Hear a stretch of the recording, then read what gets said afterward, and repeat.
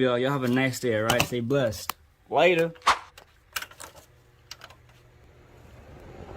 Seventh wonder here, y'all. Check it out. So this is what we do with our grain jars. Now, obviously we spawn them, you know what I'm saying? But look, I always save a single grain to clone it. Always. It always comes in clutch. So these were the grains that stalled. This is one of the plates. As you can see, it's thriving. It's doing pretty well. Oh, that is contamination though. I should make a transfer. But if you don't watch out for them, because you know life grows pretty fast, this is one of the grains that was in a jar. This is another one. This is B+. I was trying to preserve it, but obviously that did not go so well.